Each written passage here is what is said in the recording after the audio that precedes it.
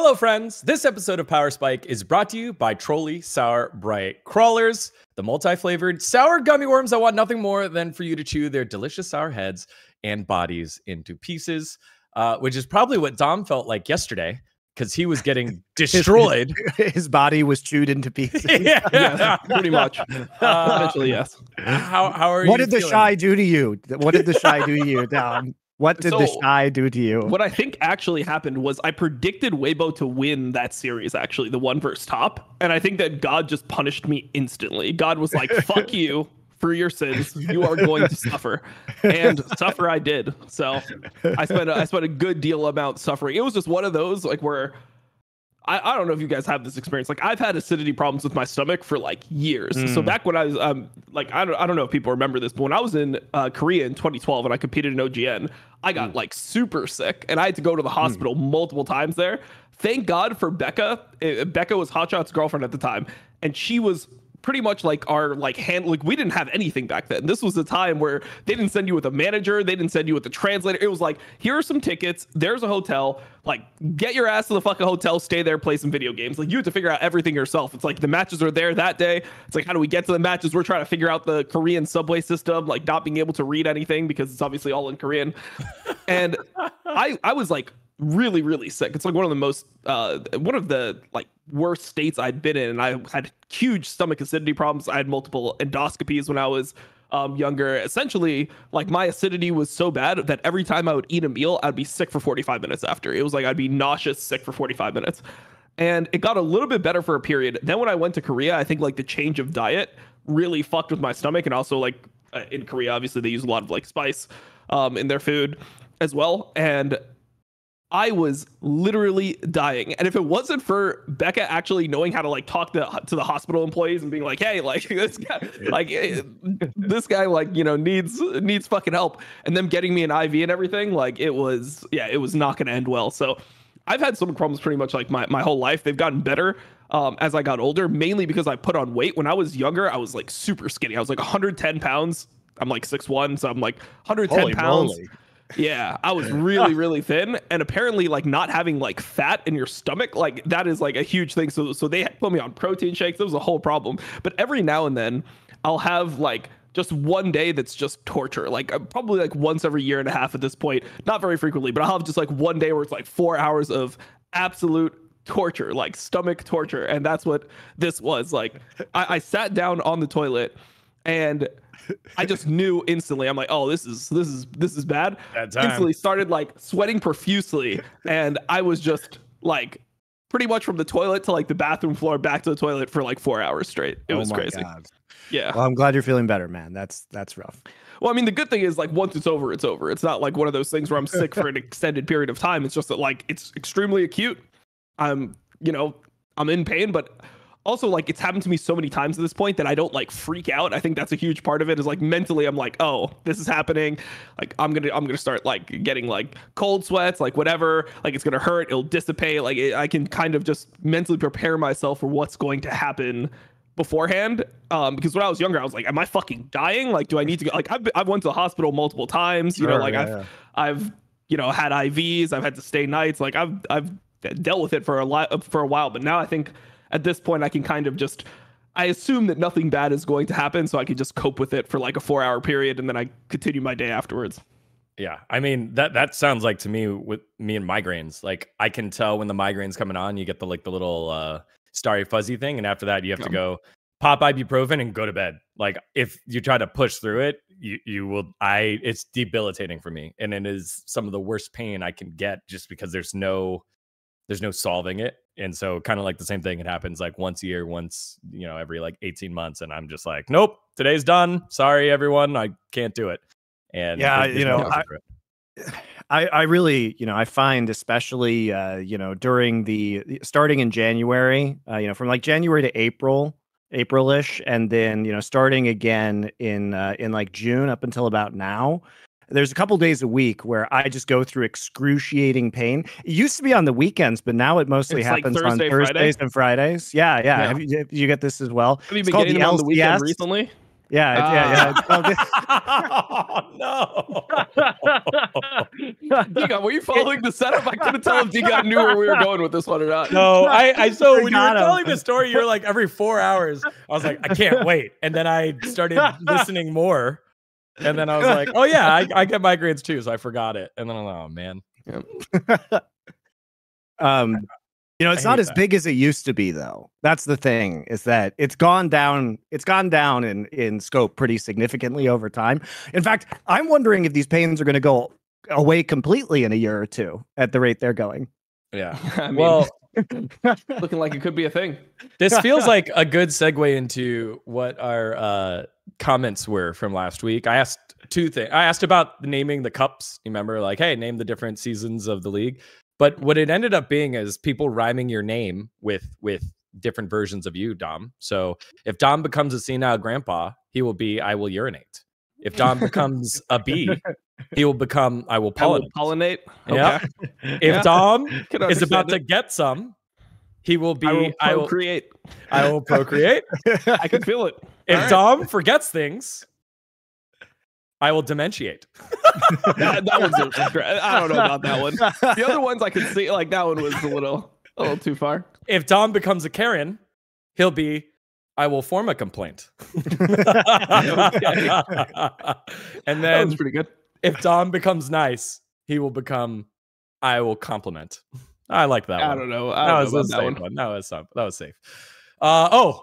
If Dom is not long for this world, he will need to list his beneficiaries. He will be I will. Let's see. I actually will. If Riot bans him again, he will be I will litigate. Yeah. It's actually extremely hard to do that. I went down that road multiple times. I'll probably just be I will spectate. And I'll just That one was pretty good. And then for the cup names, we had a couple of good ones. The Piglet Cup, if you support Dyson Lane, you don't get to ADC for the next 3 games. Also, you don't get to play with a microphone. I saw like 2 more that I thought was pretty good. A couple guys listed like multiple cups there. IWD Cup, your ADC plays a random champ every game. There you go. So almost like Fearless Cup. Here were serious ones. It was like the Freylord Cup for winter, right? Winter Freylord, no bans. And you can play, the same champions. 2 Shens. Shout out to Monty there with that one. The Ionia Cup for the spring.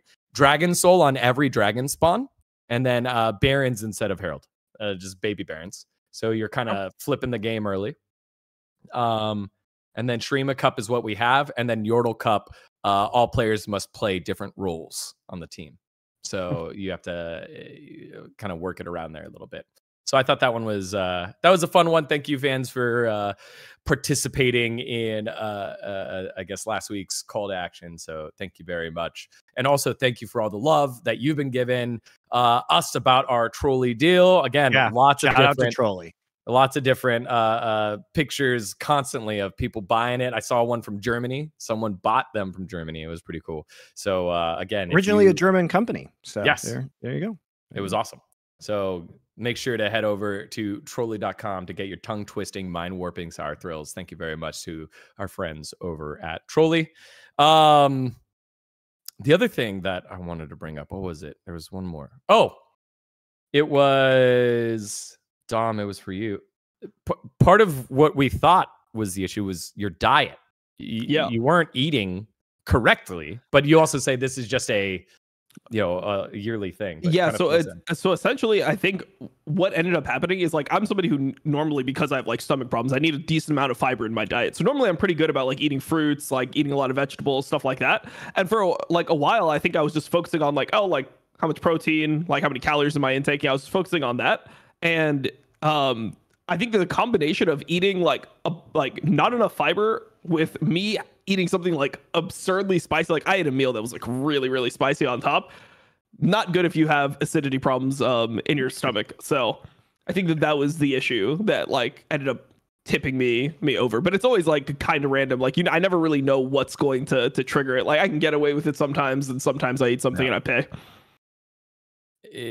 Keto has worked okay for me, but I'm not doing strict keto. I do eat veggies because I work out a lot. So that is my carb. And carbs aren't bad, Monty, right? As long as you burn them off. Yeah. You can eat an infinite amount of carbs as long as you're doing enough cardio. So there you have it, people. If you want to create your diets there, that's just keep it in mind. All right, let's head to our first segment of this shortened weekend, but important weekend. We start off this week with a fraud alert. So Monty, I'm going to need you to specify the question when we get to it. But this week's fraud alert are evil geniuses. How fraudulent are evil geniuses? Let's get into our first segment of this week's Power Spike.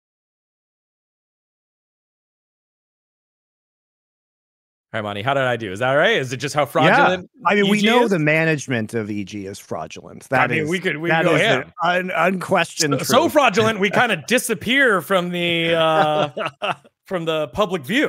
So, yeah, no, I think she's going to Threads and she really doesn't support Elon Musk, so that's why she deleted her Twitter account. That's what it is. We know where her money is going to be during the cage match between Elon and Zuck.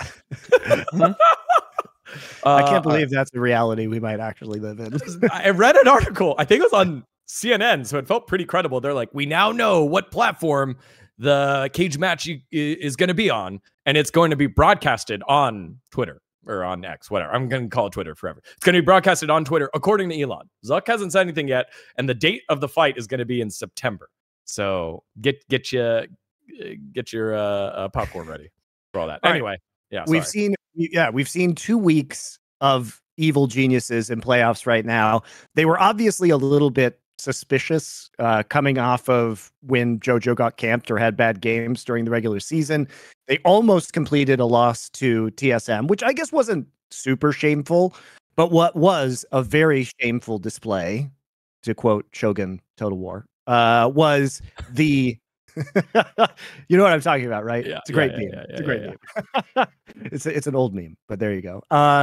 What was a very shameful display beyond their ridiculous management was watching this series versus Cloud9, where even when they have pretty substantial and very winnable leads, they inevitably throw these games through overaggression and allow Cloud9 to actually 3-0 them.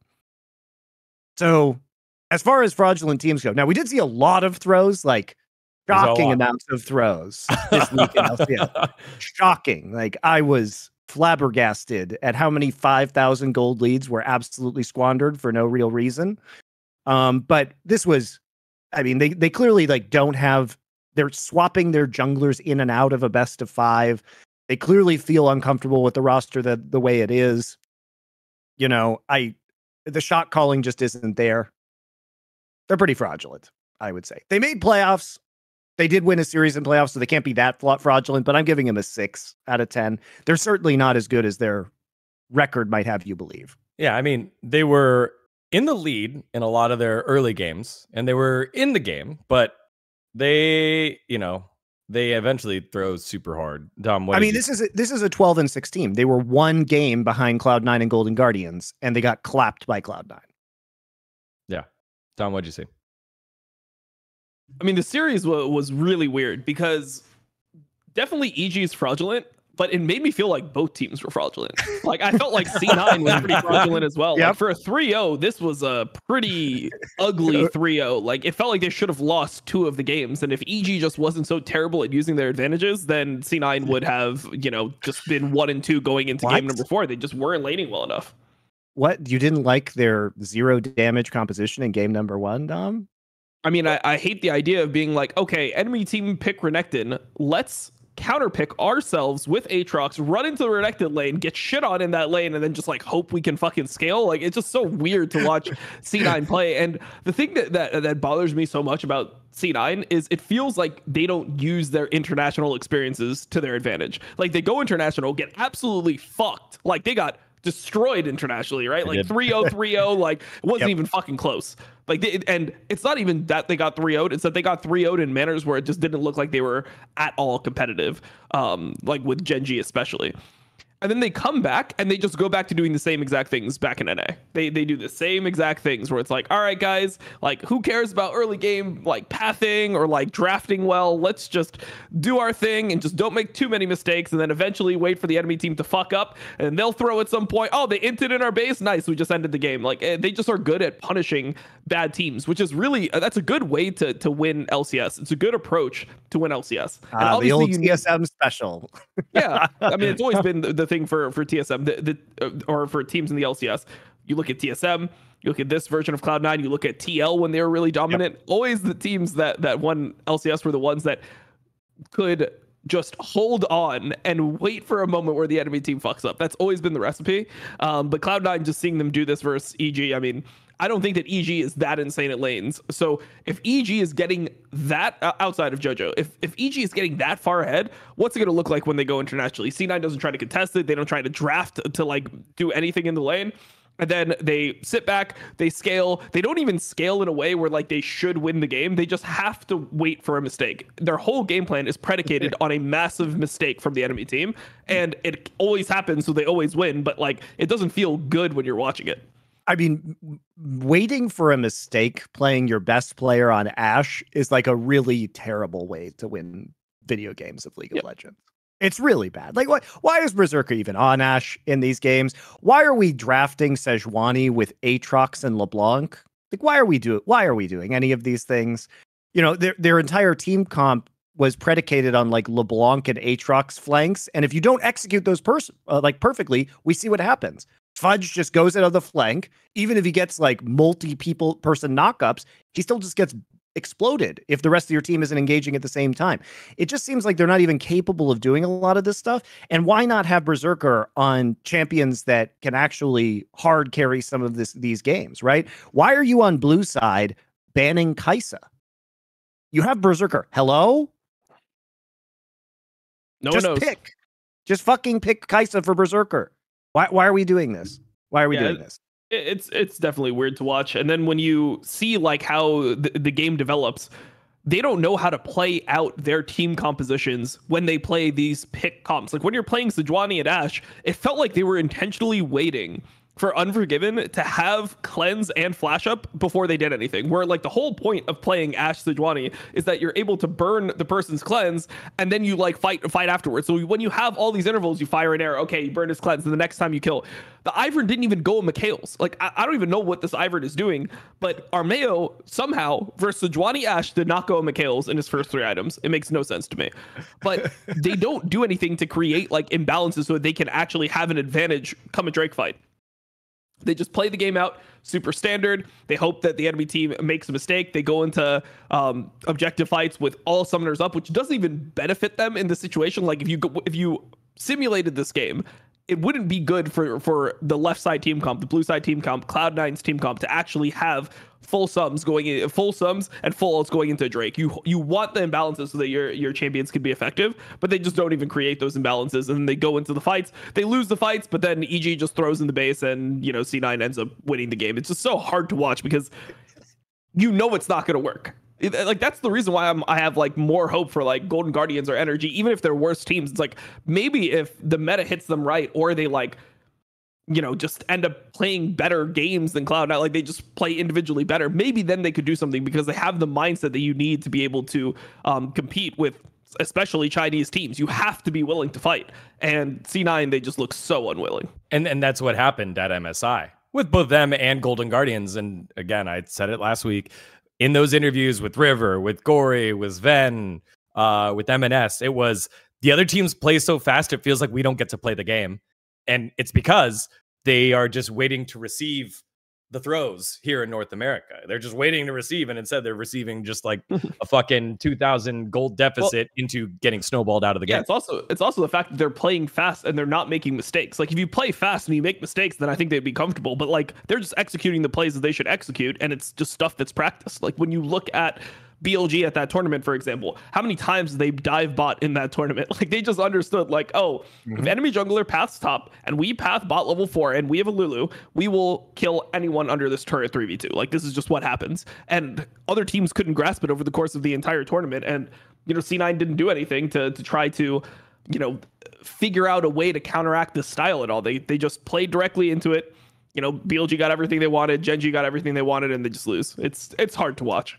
Yeah. And the biggest problem is that, like I said, they don't take anything from that experience and then be like, oh, well, so this is the way that people play. You actually can play to create these imbalances, and you can punish pathing mistakes and stuff like that in League of Legends. Oh, we're going to do that to NA. We're going to adapt this to our playstyle, and then we'll be that team. It's like, no, they're like, nope, just keep on like sitting back and scaling. No, don't throw your ultimates. Don't pick winning lanes. Just relax, play the game. They'll fuck up at some point. Yeah. What do you rate them on fraudulency here, both EG and Cloud9? I'm adding an extra one here, Monty, so we'll come back to you for the Cloud9 one. Yeah, I'll go like a 7, I guess, on EG and like a 6 out on Cloud9. I guess they're not as fraudulent, but if you compare them to like the standard they should be at, I think that they could be arguably more fraudulent. Yeah, Monty, what do you got? I think probably a 6 for both based on expectations. They're not terribly different, right? They were one game, like I said, they were separated by one game. But honestly, like I feel like looking at these LCS playoffs and the way they've already shaken out, I really don't know who's going to win the title. That's how I felt watching these games, because on the one hand, you have some really sloppy matches, right, where teams are throwing gigantic leads. But you also know that if teams get a little bit more disciplined about how they close out games, that if you take those early leads and snowball them properly, and you can get over that hump, it could lead to a very convincing title. And you could say you'd say that about Golden Guardians, who is constantly up like 4,000 or 5,000 gold in their games, right? Or, I mean, you could take Dom's approach, which is true, that typically, even if you have a deficit, the way to win in NA is just to wait for the throw to happen and then catch it. Yeah. And think about the team. Like, NRG is one of the biggest throwers in the league. Like, remember their first couple weeks? No, we don't remember those. The Baron? What Baron? Do you remember the one versus Immortals? Like, Immortals started out 2-0, and one of them was like a 12K gold lead at like 20 minutes.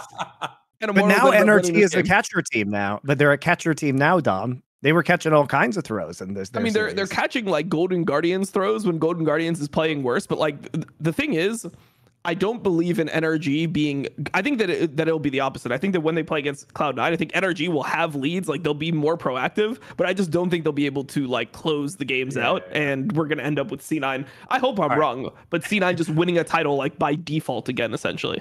All right, let's talk about NRG then, right? Yeah. Digon. Okay. Well, before we get to the segment on NRG, I do want to throw out this fact because this is the last time we're going to mention Immortals on this broadcast. NRG 0-2 against Immortals. Yep. Remember, they lost at the very end too. And I had a interview lined up with Juanito, and he was like, I can't do it. I'm like, okay. All right. Next up, we got our fraudulency, alarms going off, but not too crazy as we normally do. What do we have, like 30 out of 10 last week? I don't remember. It was very fun. All right, next up, we have our segment where we love to watch teams that eat up the competition. That's right. It's time for Devoured, presented by our friends over at Trolley. Let's get into it. This one is NRG feasting on their opponents here in the playoffs and now setting themselves up for a very, very good bite against the team that didn't want to face them at all in Cloud9. Let's get in. Also, yeah.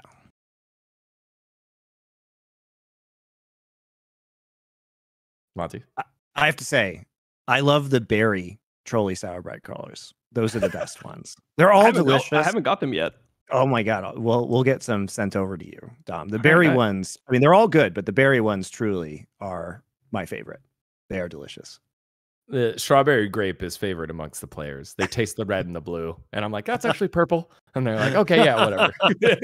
LCS player approved. Yeah, I am constantly left with, at the end of the bags, I'm constantly left with cherry lemons. And I'm like, ugh, that one's not for me. They're all great, but that one's not for me.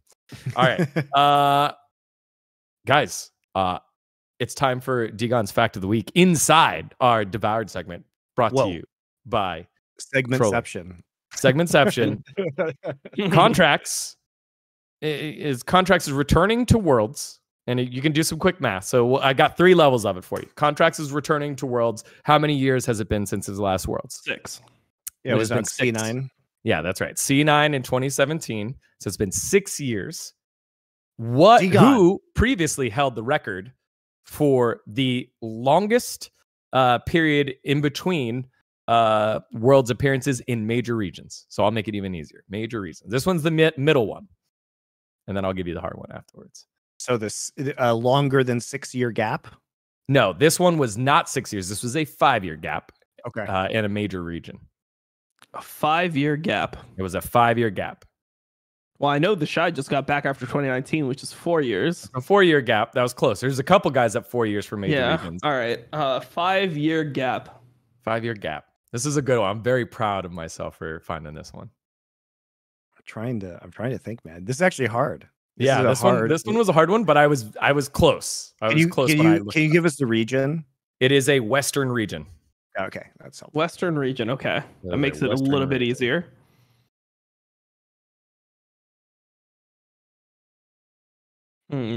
European players. Let me think. Yeah, so the player would have had to have been active in 2018. Is it or 2017? Is it Odo Omne? It is Odo Omne. That's From right. Splice? He did it. That's right. Before it was H2K. God. It was H2K. That's right. When they made the semis. Yep.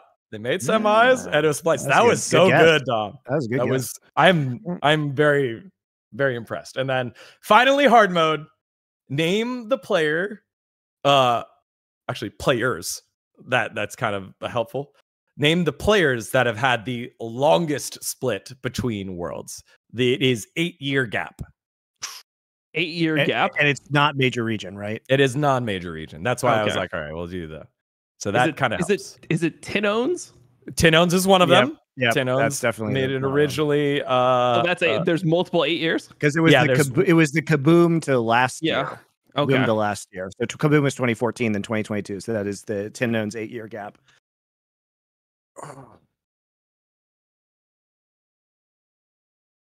Is it a Taiwanese player? It is not a Taiwanese player. Chad is saying BRTT. That is incorrect. Yeah, no. BRTT, he made it. It was he 4 was in 2015. Cap. Yeah. It felt like forever. But this was, I remember when I saw it, I was like, holy cow, it has been a long time. Their first year they made it was 2014. So if you do the math, they made it last year. 2014 to last year. Isn't that crazy? That is like a crazy stat. I'll have to look at the teams from last year and see if I can figure this out. If you look at the teams, you'll be able to figure it out. You'll see a name and you'll be like, oh shit, yeah, that's right. It's definitely going to be a play-in team, I would assume. Yep. Without looking, Dom, here's your hint. It is a bot laner. It's not Holy Phoenix, is it? It's Holy Phoenix. Oh, that's right. Yeah, nice. man. Yeah, that's true. I guess he went to like MSIs though, right? Yes, he went to MSIs and whatever, and that was, but not it. He was part of that Dark Passage team, and then headed on over to Istanbul Wildcats. Right, and yeah, that's right. Damn. So I just put up another names. Fab Fabulous was there 2014 to 2018. The Shy obviously now qualifying. It's been a 4-year gap for him. And then if Keen makes it, he'll hop in at 5 years as well. So okay. But contracts making major region history now. He's not gonna date you, okay? Who? I meant D-God. He's not. Contracts is not gonna. He's not gonna date you, D-God. I know you've been simping for contracts. He's not gonna date you. I'm not. I'm just proud. I'm proud. I'm proud. I posted the video earlier. I brought.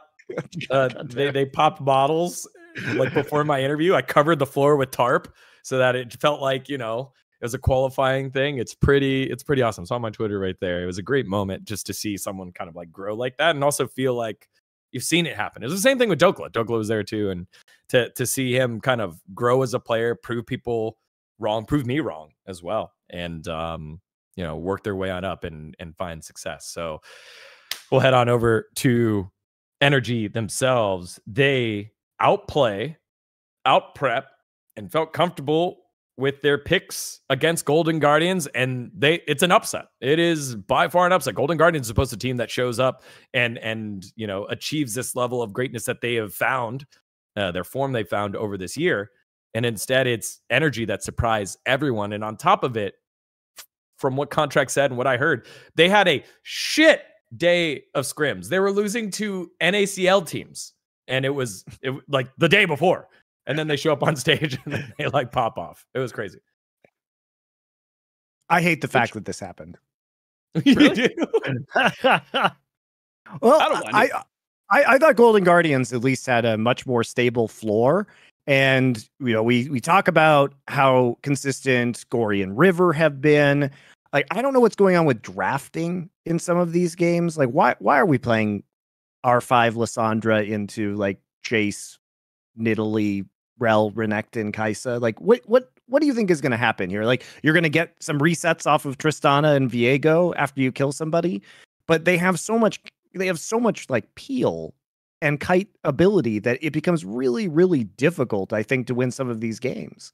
And also, I mean, that's just, you also have to kind of survive the laning phase in the case of the mid lane as well, which I think can be rather troublesome. So I don't know what's going on with some of the drafting from Golden Guardians. I don't know what was happening with these throws where they would get these massive leads and then take some very questionable fights, or even just basic shot calling mistakes like we saw in game number 1 where they over push into the base and then just lose the game off of the Baron. You would think that by now teams would understand this is just the meta. This is the meta this year, guys. 20-minute Barons are a thing. And that wasn't what happened here. This was like a 30-minute Baron. But teams can end pretty reliably right now off of a 22-minute Baron if you have enough of a lead and the waves are in the right place and you get the right kills. And so for you to fuck with this, over push into the base, lose the Baron fight, and then you can just lose the whole game. I mean, it wasn't even close, though. Like, that was the thing. Like, I was watching it live, and I'm like, they can't end. Like, so what are they doing? Like, why we're not taking Baron here? All right, let's see it. Baron, yeah. I mean, you literally just take Baron for free. You're right next to the Baron when the fight ends, and they just chose to go mid instead, which is really weird. I felt like Golden Guardians had an uncharacteristically bad series, specifically River and Gory, who had been like the best mid jungle in the entire league. I mean, they were just terrible, like, together. And when you were watching the games, like, it felt like Golden Guardians was still getting leads pretty easily. Like, game 1, the 5K gold lead appeared out of nowhere. Like, it literally appeared out of nowhere. It's like, oh, they did a good job of playing around Rumble on the top side. Yeah, and then, they just get caught a bunch of times, they make bad decisions, and suddenly the whole game is over. It's so weird to watch, and it's so depressing because I feel like they kind of were the NA hope because they at least understand some of like the more sophisticated concepts in the game, but then they just messed up the most basic calls, and it's like, well, I guess they suck. Like, maybe they make it through losers bracket, who knows? Yeah, it felt like a series that both Golden Guardians were throwing, but also Energy was prepared to catch. And then Energy, is that North American team that catches it and punishes. The Nidalee pick, very happy for one, be able to pull that out. That was exciting and to see it execute. But as you said, kind of surprising to see the difficulties that River and Gory had trying to find things together. And in that snowball that you're talking about, the 5,000 gold lead for Golden Guardians in game 1, it was Licorice kind of getting awkwardly caught out on the top side of the map that started giving Energy the way back into the game. And it just felt uncharacteristic of Golden Guardians to not know what the next step was compared to how they've done the rest of the year. Yeah, it was very weird. It was a very weird series. I mean, even like game number 4, they have a massive like draft gap. They end up with a massive draft gap in the games, and then like Huhi just can't get it together on Amumu. And suddenly the Viego, who like that is a hard Viego game. Like, you're playing Viego into like, Poppy, Talia, you're outrange. There's a lot of damage. It's just very hard to get a reset on Viego. I mean, Contract just completely pops off. He's like 10 kills or something, or like 11, 12 kills, something absolutely ridiculous in this game. And, he should never have gotten to that state. And it felt like Golden Guardians also lost confidence in their ability to play the meta. I mean, they started defaulting to like Talia, Jarvan. Like, they were just like, yeah, fuck it. Like, find some champions that we're actually competent on and just play them. And that was it. I mean, this is like shit from spring or from last year. Yeah, it did feel like they had to go back to the comfort picks, to Dom's point. But why can't we put together you know, a group of champions that can actually work here? You know, this was one of the rare series where, you know, we don't even see Maokai drafted in game 3. Like or banned, right? I don't know any other region that just allows Maokai to fall entirely through draft 2 games in a row, which happened in game 3 and game 4. That's like unacceptable. I mean, Maokai is fucking so good right now. He makes playing almost any composition so much easier, or against any composition so much easier. All you have to do is time the R button right. You know what I mean? Like, why are we? Oh, I guess it was banned in game number 4 because Golden Guardians banned it because they weren't going to first pick it. So they have to, on blue side, they have to ban Maokai and Sejuani. Okay, that doesn't seem great. Come on, you like literally you can't play 2 of the most broken junglers in the game right now, and we're back on some Jarvan bullshit. Yeah, it was really weird to see that. Also, when the Maokai was picked both games, they flexed it to support, which I think is like a super niche thing that you end up doing. I know like they did an LPL, like Mako ended up doing it first, I believe. But that was something that was like an extreme like draft circumstance. Oh, let's try to just get like a good pick for our jungler. Like if we flex it out right now, we can get a turbo pick that can run the game. It didn't feel like that was something that was like really OP or that's the preferable place for Maokai. I mean, you want it to just be in the jungle because the champion is just so broken. You know, it does everything you want to do. It can do objectives. It can be frontline. It can be damage. It can be literally whatever you want. Has CC. You know, can play with engage. Can 3 play wards. disengage. 3 unclearable wards. Yeah, that you have can to take enter damage late from. on objectives. There's so much that this champion can do, and they just don't. You know, they just don't prefer to play it in the jungle. Both teams wanted to put it support. I thought it was really weird. Yeah, it was a last pick Sejuani in game number 3 for energy. So, and that was the game that the Jarvan went crazy early game. They were saying on the broadcast all the time, it was in Palafox's head. He's everywhere. You got a ward everywhere. And still he was able to burn. He was able to be very efficient with burning flashes the mid lane and get around. And they had a big lead. And even in that game 3, it was still a scrap to the finish. Golden Guardians didn't look great. I'm all for pocket picks, man. I think pocket picks can be incredibly disruptive. They also brought back the old like Jarvan Rumble hot pot combo, which is an incredibly strong combo and has been for many, many years in the mid game, right? I'm all for this. But the thing is, when you pull pocket picks, you're supposed to pull them because you've been banned out, right? Or there aren't power picks available, or it's a counter to a power pick. The Jarvan was really none of these things. That's my problem. It's like you go to your pocket picks when the well is empty, not when you literally can't play meta champions for some reason. Yeah.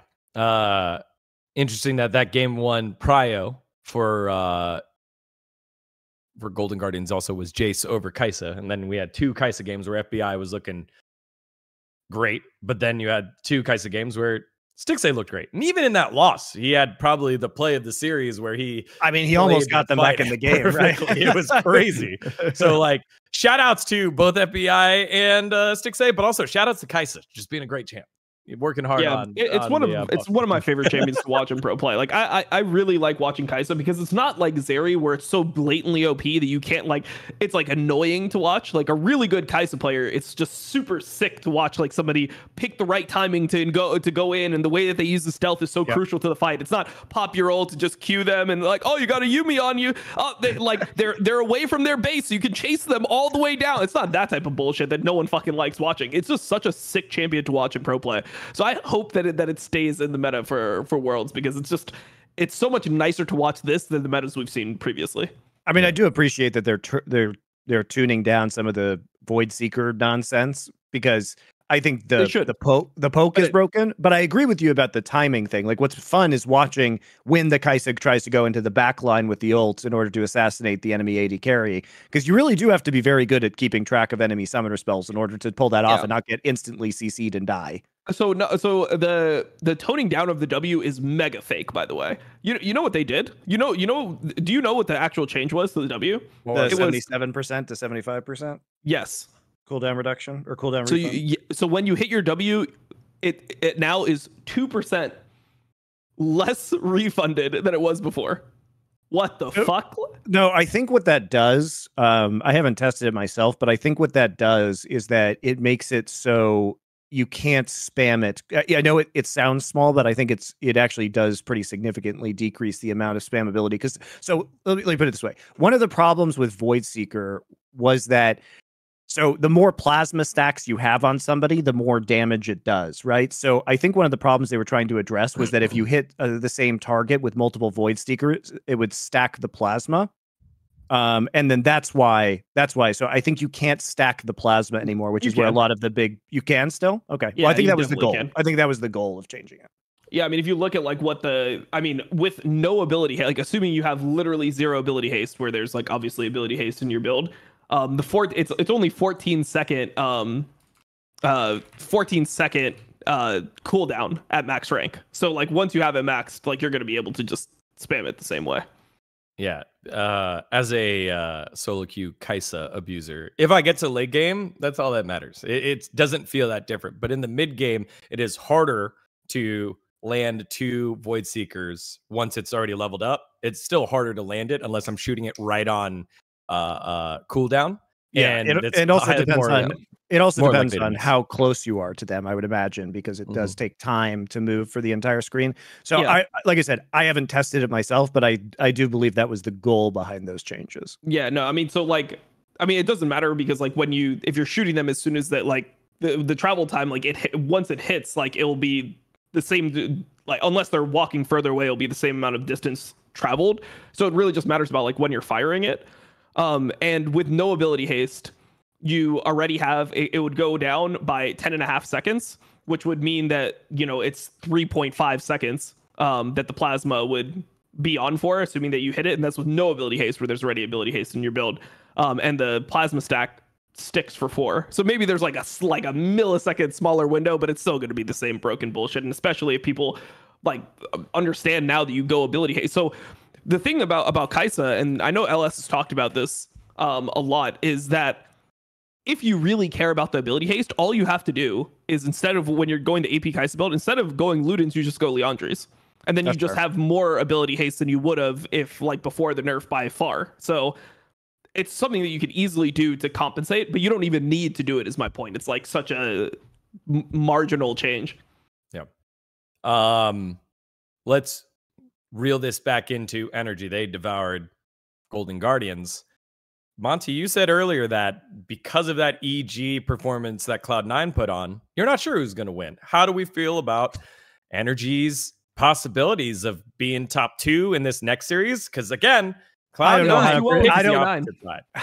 know how to predict LCS anymore. Okay, like here's the thing.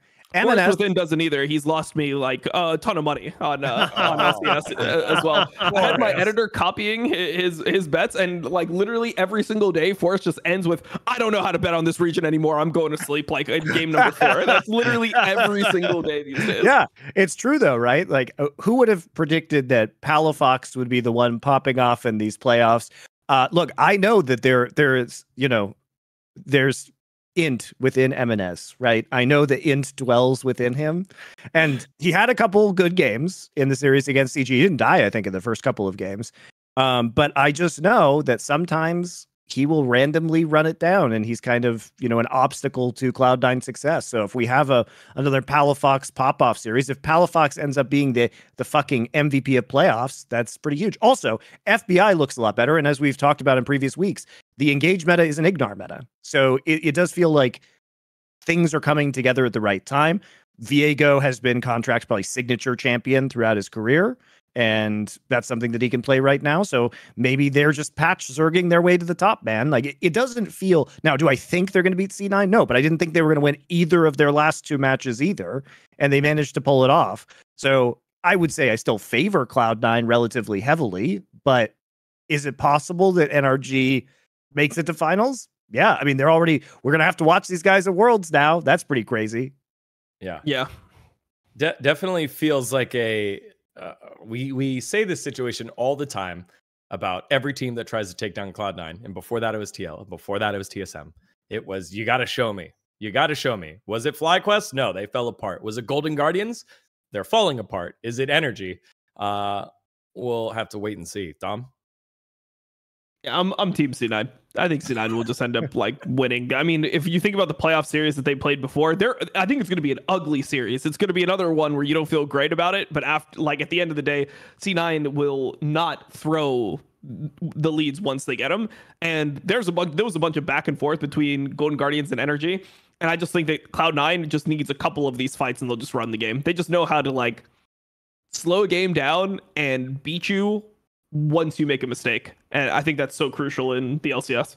Let's just not put Berserker on Ashe, please. Can we just put him on the? I mean, he's doing things that aren't possible, by the way. Like I don't know what LCS AD carries are doing, but somehow he was able to push a wave bot with Ezreal, then roam top, kill the top laner, and then just recall and go back bot and just caught the next wave. Like it was like, how is this even a thing? Like, what is actually going on? Where somehow timing window god, the Ezreal AD carry is out roaming the jungler. Like he is ganking more efficiently than Blabber was in the game. He's playing AD. It doesn't make sense what's going on.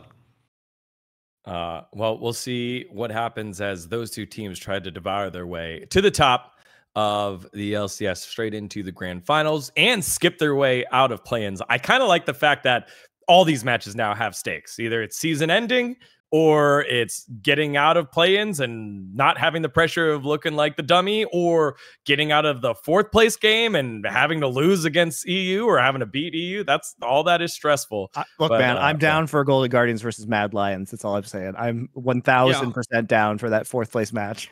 I think Golden Guardians would actually be like one of the best fourth seeds we could send. I think they'd do better than EG, even if EG ends up like beating them or something in the in that match, assuming they both end up winning their best of fives in the lower bracket. Yeah, I'm just throwing this one out there. You got Worlds plot armor Jensen there for Dignitas, who still can find their way to ruin this for everyone. You got TL and the Korean experiment that is made for Worlds. It's all here on the lines. Honorary Korean APA. And honorary Korean APA. That's right. He too listens to everyone as he's like, shaves his head and, doing all the rookie hazing. I love it. Just like football season. All right, y'all. This is a reminder that this episode and this segment was brought to you by Trolley Sour Bright Crawlers. Sour Bright Crawlers crawl to the beat of their own yummy gummy drum, and truly, unlike any other sour gummy out there, just like Energy found a way to Worlds in their own unique way. Congrats to Energy, and thanks to our friends over at Trolley for supporting Power Spike. Next up, unlike Trolley, which is easy to swallow, time for our segment, Tough to Swallow. Monty, this one's you, man. And I'll support you with it because definitely Faker should have been in there because Poobie got to play and we got to see how bad everyone in T1 went in. I am frustrated, but we'll let Monty take the lead on this week's Tough to Swallow. It's the LCK All-Pro voting and results. It's and not the voting. whole process. There's no voting that goes on. These motherfuckers are so lazy. Can we just call them out? Whoever the fuck is voting for LCK All Pro is just bad at their job. Like they just shouldn't get votes. Like we'll do it. We'll do it. Fucking supposed to do. Andrew, fly the thing.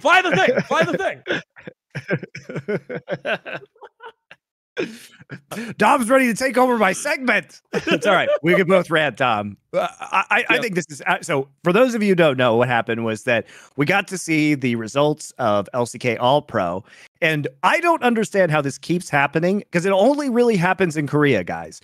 But the entire first All Pro team is just literally all of KT, and the entire second All Pro team is just literally all of Gen G.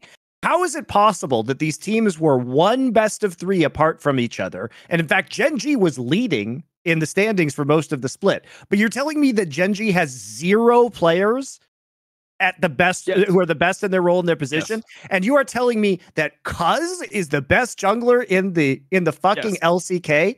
And you're telling me that the most valuable player, the player who stood out the most on their team was Lehens, who apparently is playing with, wait for it, the 4 other best players at their position on the team. Plays support.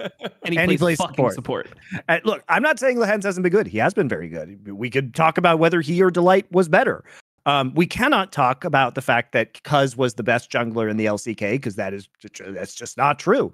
I don't think that.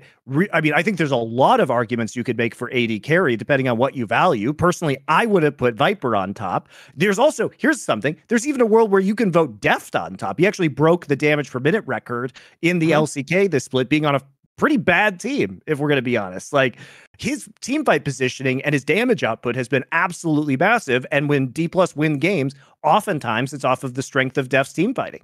So there's a lot of arguments you could make for various AD carries. But like, what are we just rubber stamping the first place team and just pretending they have all the best players? By this logic, guys, how can KT lose? How can they lose this split? How can they lose in playoffs? It should be impossible. They literally have every player is the best player of their role and the best coach. Yep. Which is it should be impossible for them to. And so if you don't, if you're only one game up, the only argument you can make is that they have. It's kind of like when I was on TL and we ended up getting a bunch of All-Pro votes, and it was in 2015. The whole thing was that we were strong individual players, but like once we got together as a team, like we just couldn't make things happen. Crap, coach. So the only thing that you could do, and yeah, I mean that would be it. The only argument you could make is that their coach is just dog shit and their synergy is horrible. But when you watch KT, it's like the opposite. Like, I think that the reason why they're so good is that they play consistently, and then when they get around an objective, they're very smart about like picking the correct engages, understanding like how to control pockets of vision. They don't fuck up in team fights. Their coordination is probably their strength. So the fact that they're all just like the best players, it's so fucking lazy. Like, these people just don't give a fuck about their jobs. They don't take voting seriously, which I think is bullshit. Like, if you're voting LCK All Pro, take your fucking job seriously. And do something that makes fucking sense. Like, who are you, man? Like, what is this shit? There were a bunch of players and coaches, including the player representative Peanut and the coach Score on Gen G, who literally just voted all of the KT members. They can't vote themselves. I know, but come on, so they kind of have to do that. But that makes sense. Have to? They could have. They could have actually turned on their brains. Yeah. Sure. They could have, but then they could get accused of like fixing the vote and stuff. So like, I think that for the people that are directly involved, it's not on you to make this shit happen. It's on the media and everyone else who's getting to vote.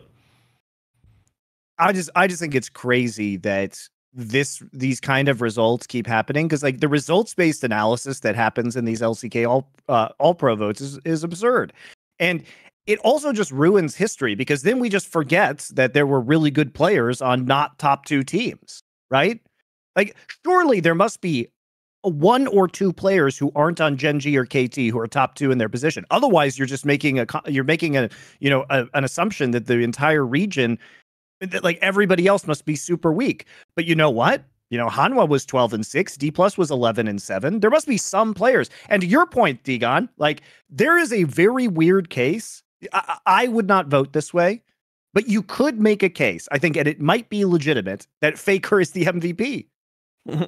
By not playing. By not playing, he proved how valuable he was. And I don't think that's the best. Like, I would not name him MVP, but I do think there's a conversation there, at least. Like, he is definitely in the conversation. Yeah, you can put him at 2 or 3. That's fine. That's fine. Yeah, I mean, I think he didn't have, like, obviously, like, you would have to do it by like, it's like the value by subtraction type of bullshit. Okay. But I just think that like he didn't perform well enough in the games that he played where you can start like putting him in the MVP conversation. But Dom, shouldn't everyone who watches the LCK have learned the following lesson from Faker's departure? Because even if we don't say Faker's the MVP, what did Faker show? What did he show? That all of his teammates are fucking frauds. Yes. So what does that mean? Is that the answer? What does that mean, Dom? That means that one player on a team that isn't in the top 2 can actually be hugely important and elevate that entire team. Right? So how come we couldn't learn the lesson? Yeah, that too. Maybe there are hugely important players on not top 2 teams where we see the absence of Faker. We could say, wow, if Faker played this whole split, maybe he should be in the conversation for top 2 All Pro, right? Now, how does Hanwha Life win 2/3 of their games? Do they just not have any top 2 players in their role? Like, are you fucking serious? Like, here's something. It's just crazy. And because here's the thing about Hanwha too. No one is saying Hanwha has great like laning phase or like the best coordination in the league. They're not punching above their weight, right? So somebody is fucking carrying this team. Same thing with D+. D+'s late game is horrendous. It's horrendous. So who is carrying this team? How did they get 11 wins? It was deft, right? Showmaker hasn't been great. Canyon's been either really good or really bad, depending on the game. I was gonna say, Canyon is the player of the split, along with Zeka, based off of the player of the game standings. Right. So you could make an argument for Zeka too, because he actually was very important. Now, I wouldn't say he is all pro because I think his champion pool is limited, and I think Chovy and BDD were better, but he's third. I think it's pretty convincingly third, actually. Yeah, I just think so. Here's something I just looked at. Out of the last 4 splits, so that's 20 players. There's only been 2 players out of the 20 that have not been on the first place team that have made All Pro. First team All Pro. Like, how does that make any sense? Like, it's so useless. Like, it just devalues the award. Like, now when you start looking at people's resumes and it's like, oh, this guy got first team All Pro. If it's from LCK, you just immediately, nope, doesn't count. Like, yeah, All Pro, what does that mean? He was just on the best team. Like, unfortunately, the Korean players and press and whoever is voting on this, including the global casters, right? They vote on it too. They collectively cannot be trusted at this point in time. So we need a different way to do All Pro within Korea, or just abolish it. I'm fine with abolishing it, by the way. We don't have to have All Pro in Korea, because it can't keep going like this. This is ridiculous. Yeah, I mean, this was probably the most ridiculous, because like we were making the argument on this show about the spring one, where I'm saying like, dude, players like Viper are so fucking elo held. He's so clearly elo held, and like he doesn't. It's just not even like a competition. Like, oh, he can't even fucking sniff the All Pro lists when he's carrying this team. The only reason they're in playoffs is because this guy is so good. And this was like when there was a disparity of what T1 was 17-1 and then Gen.G was like 13-5 or something like that. Mm-hmm. It was that level of disparity. This is a 1 game disparity. So Are you telling me that if in that last match where Gen.G got stomped by KT, if Gen.G just stomped KT, then they would just be All Pro? Yes, exactly. Yes, precisely. That's how it logically goes. That's fucking insane. Like, that is really fucking crazy. It doesn't make any sense. Like, it's just, they were not to mention, by the way, they split the series 1-1 over the course of the split, and we're trying to evaluate for the whole split. But Gen.G lost to Bro at the end. Okay. So that just showed that they're all bad. So that was it. I don't even know like what to say about this. Like, it's clearly you can't even make an argument that Cuz is the best jungler, by the way. Like, he wasn't. Yeah, Peanut gets that one. I think there's 3 roles. Of course. Yeah. There's 3 roles that I would have argued, which is, I mean, I would argue Chovy, Paze. Okay, so here's another thing. Paze was like the MVP, right? Like, that was the whole thing, is that it was leaning toward. That was the reason why you were so pissed off on the show, is because it was leaning towards Paze MVP instead of Keane. Right? I won. You kind of won. You kind of won. You didn't get your guy in office, but you also didn't let the other guy in office. Yeah, our Keen Payne. You wanted Bernie Sanders and you got Biden. Congratulations, man. That's actually a very accurate analogy. I got you, but anyway, like, that's the thing. It's so this guy was for Keen. Damn. But my problem with it is that, like, if Paze was so good that he was going to be the MVP if Gen.G just won this match, how did he fall under Aiming? Like, Aiming's been good. I've liked Aiming's play, but they were saying that Paze was the best. So how did he fall so much in such a short time? So he was by far the best for like 8 weeks, and then it's like, fucking week 9 came and boom, it's just all went out the window. It just doesn't. It's so logically inconsistent. Is my problem. I wonder if they show the votes. So they do. They do. I haven't found it. I want to see it. Like, who voted find where? It real quick. Yeah, because you guys got me going back to my All Pro votes, and I'm looking to see if I had anything egregious, because I went against the grain with a lot of different things. I put Rich up there because I thought Rich was very good. That's possible. Yeah, but that's definitely an argument you could make. So but the 2 people, thank you. The 2 people that I ended up skipping out on were Fudge and Licorice, because I put Revenge up there. So I put Summit, who was, I feel so justified that he was my first team All Pro, because that was such a carry performance. And then I put Rich, and then I put Revenge. And I was like, yeah, that feels good. It's a little against the grain. I put Palafox in there. That feels justified as well. I feel like I'm justified in all these things that I did, except I think there's one I missed on pretty hard. Music say Unforgiven. No, I think that was it. Core JJ. I think I slid in Core JJ there. I think Core is reasonable. I mean, the Support. problem is there was no good supports outside of like, I mean, number 1, you had Huhi, and number 2, you had Sven. And then like, who the fuck is number 3 in the LCS after that? There's such a big drop off that, I mean, you can just pick a player and make an argument for them. I mean, what's crazy I'm not to me picking Ayla, though. is looking at the LCK votes here. Basically, everybody except for one person, Micro, the DRX coach, picked either Aiming or Pays as ADC. I don't understand how that's possible, guys, because like this was the most competitive position. And I think you can literally make cases for Pays, Deft, Viper, Aiming. I mean, I think you can make pretty good cases for all 3 or all 4 of those players. And Gumayusi, who is the best player on T1, I think you can make an outside shot for Gumayusi. So how is it that we have 5 possible candidates for first team All Pro? And people should be, it depends on what you value, right? It depends on your definition of how hard that person is carrying, what their job is on the team. And yet we only have one person who doesn't vote for Aiming or Pays in first team All Pro. Only one person out of like 30. That's insane. That is insane. Yeah. Even Doublelift got a vote here in North America.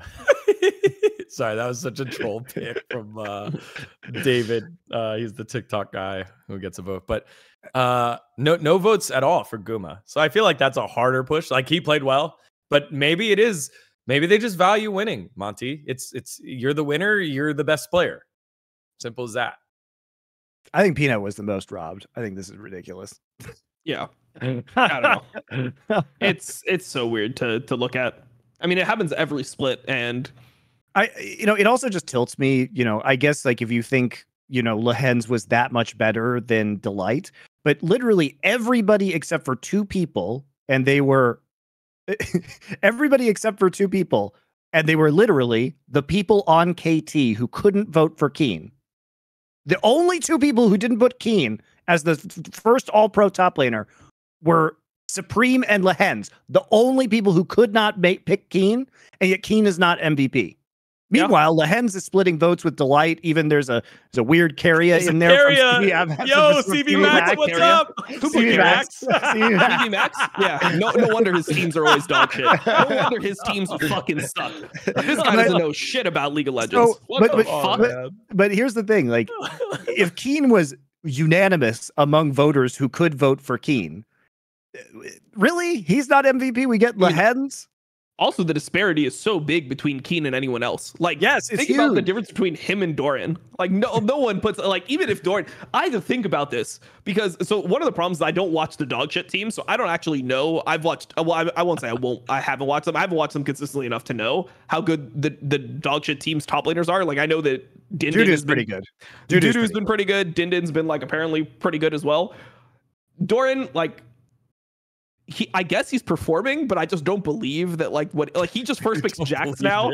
I mean, he's not the Jax guy. Like, come on, he's not the top lane. The top lane pool is surprisingly thin in Korea right now. So I kind of have to agree. I've done a lot of hater episodes. he was pretty bad. We saw the K'Sante play. That's all we're saying. That's a all pro losing play right there. When he ults the Lehens' Alistar into his turret. Yeah, that was bad. That's one that loses you all pro. But anyway, the Keen pain has failed, guys. We failed to convince the Koreans. Actually, you know what? We didn't even fail to convince the Koreans. They all voted for Keen. Yet for some reason, here we are. What the fuck is this? I can't win, guys. I can't win. Yeah. Well, you kind of won. It depends if you think just getting someone from the KT side is a win, but it's not your guy. It is a guy. I mean, the Hens is literally the 3rd player that I think deserves MVP out of all of the KT players, because I think even BDD deserves it more than he does. So this was a hard one for me. Yeah, the most contested role for first team All Pro wasn't even the support one. It was actually mid. BDD and Chovy were splitting votes. It was actually very, very close.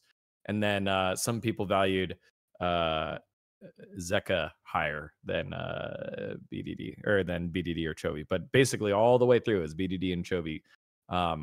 So interesting vote stuff here in the LCK. Maybe we shine a light on it. Maybe we can shake it up a little more. But I mean, hey, Same kind of thing happens sometimes in North America. You go too far to the crazy in NA, all of a sudden you have weird votes popping up. I think the only way that you can ever, I don't even think this is justified, but the only time you can ever have the argument is when one team's like 17-1, 18-0, and like the next closest team has like 12 wins or something. Where there's like just a clear dominant team. That's the only time where I think you can even approach having 5. But when it's 2 teams like this, like, get the fuck out of here. Like, just it's so egregious because it's the second team is just all Gen G as well. I'm like, come on. Look, like, if you mix the teams up, I could see it. Like, I would be like, all right, you know what? They were clearly the 2 best teams. Like, I'm a Viper enjoyer. I still think Viper is fucking insane. Like, I don't know. When you watch this guy play, he's just clearly special. If you can't get over the fact that, like, sometimes he's going, what people can't get over is the fact that because Viper plays with horrible information, he's getting less vision, his teammates aren't in the right spot, it's so much harder for him to play, and he's going to naturally make more mistakes than somebody like Aiming who has everything set up for them. If you put Viper in KT is a better team. Like, Viper is a top 2 AD carry in the world. Ruler, Viper, those are the best 2 AD carries in the entire world. People can't get over that, so they'll be like, oh, but look at like all these mistakes Viper made. I can understand that being a thing, but at least just mix up the fucking all pros of the first 2 teams. Like, they were clearly the 2 best teams in the league. Wasn't competitive at all, especially not from T1. They were nowhere close to anyone else. So sure, just mix up those teams. If it's 10 from the first 2 teams, I'm fine. It just needs to be like 3-2, and then 3-2 for each team, and then I'm fine. Couple guys saying, hey, why are you doing Hansama dirty like that? Sorry to break it to you. Hansama is great. He is not Viper or Ruler. He's not even Elk. I will say that when, by the way, guys, when I curse and like talk ill of the Korean voters, or when I get mad about the Koreans, sometimes it's gotten me into trouble with the Korean fans. Okay. Yeah, they don't like it when I call out like commentators and stuff like that for their opinions, because, you know, that's in Korean culture, you don't really like go hard at somebody in public. Oh shit. Well, do it online. Yeah, well, you know, yeah, well, I mean, they go hard on me in public. Like, what the fuck? Like, no, like like when I talk about the commentators, right? Do the commentators go hard on you, Dom? No, or it's just no, the fans? no, fans. Yeah, it's the fans. Just Freak does it for fun. Yeah, so he does it but if you're feeling angry, sure. if you're feeling angry at Monte Cristo and you want to cool down, you can go get, you know, the thing that when I'm blunt, you can get your blunt tip from Freeze Pipe.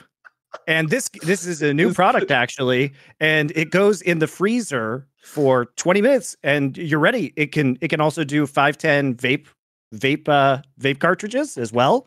So if you have a vape pen that takes 510, you can hook it up to this and it'll cool that down as well. Or, you know, get yourself a pre-rolled joint or blunt, you know, from your local dispensary. Unfortunately, weed is quite illegal in Korea, so I'm not sure if the Koreans will actually be able to enjoy this. I would not recommend this in Korea, but if you are in a place where it's legal, like glorious America, you can go get yourself a Freeze Pipe and enjoy it. 10% off at thefreezepipe.com with promo code LFN. We got a lot of new products. After you head on over to thefreezepipe.com and put in promo code LFN, let's give a hand here for Monty. Like, nice little clap here. This was a good one. Again, I was too fixated on not triggering Dom with freak conversation that when you hit blunt, I was like, oh no, I'm not ready for this either. Damn, 2 for 2. Thanks, 2 for 2. Thanks, the Freeze Pipe. You guys are the best, and you make great products. I do, and it'd be perfect for our next segment, which is the Galaxy Brain Club, as we like to expand our brains to the galaxy, as we will discuss the 4 teams that are making it out of the LPL gauntlet, the best eliminator in all of League esports, maybe all of esports. It's the gauntlet has concluded. We have our 4 teams heading on over to the world's group stage. Remember, they get to skip the play-in stage. So let's get into it. Our Galaxy Brain Club, the LPL squads at Worlds.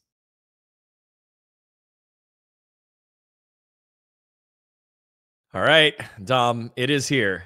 The curse is here. Again, if you missed it earlier, Dom got sick for predicting the shy win, and now instead of it was a win into a loss.